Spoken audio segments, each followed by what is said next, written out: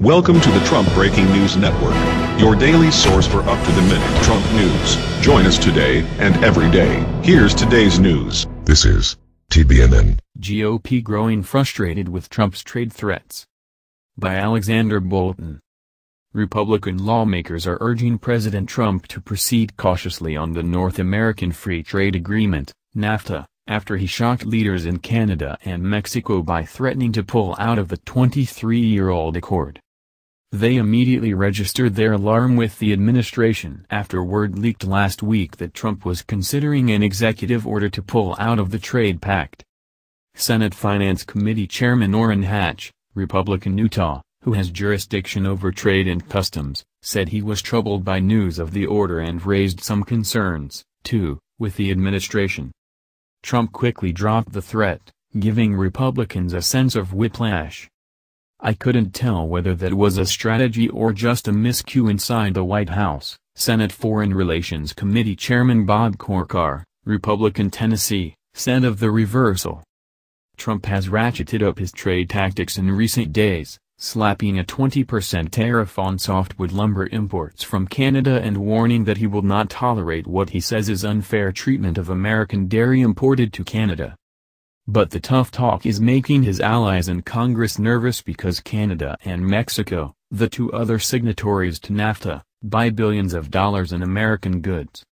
As far as any renegotiation, you have to be careful to make sure you're going to get a better deal for our farmers who rely on exports, our manufacturers and others, said Senator John Hoeven, RND, whose home state borders Canada and exports corn and dry beans to Mexico. "If you're going to go down that road, you better know you can get a better deal," he added. GOP senators say worries about trade disputes are running high in their conference. While they are open to changing NAFTA, especially to strengthen enforcement provisions that have been largely ignored by U.S. trade officials, the framework of the pact should remain intact, they say.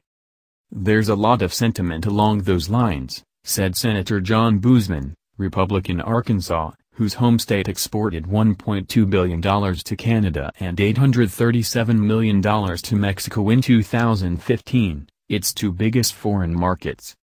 GOP lawmakers say Trump is playing with fire and warn that billions of dollars in American exports hang in the balance while global competitors such as China and Brazil wait to pounce on agricultural markets in North America.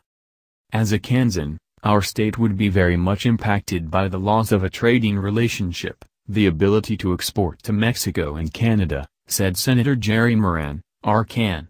"We need to make certain our relationship with those countries doesn't deteriorate over a conversation about renegotiating NAFTA or pulling out." GOP lawmakers for weeks have been calling on the president to begin showing progress on negotiating one-on-one trade deals with other countries to make up for his opposition to multilateral trade deals, like the Trans-Pacific Partnership, which Trump pulled out of after taking office. So far they have seen little in the way of results, to their mounting frustration. "The problem as I see it is you have a White House Trade Council who insists on 24 different policies in bilateral agreements," said Senator Pat Roberts, R-Tenn, the chairman of the Senate Agriculture Committee and a member of the Finance Panel. "We also have to export things that we grow," he said. "Right now we have Russia selling more wheat than the United States and Brazil finally coming to fruition as a major agricultural exporter, exporting more soybeans than the United States.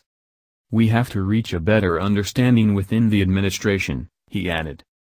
The United States sent $20.5 billion in food products to Canada in 2016, making it the second largest agricultural export market. America exported $17.9 billion to Mexico last year, the third biggest market. Pulling out of NAFTA would deal a heavy blow to farmers in agriculture-heavy red states, GOP senators warn. They say voters in those states played just as important of a role in electing Trump as blue-collar workers in manufacturing states.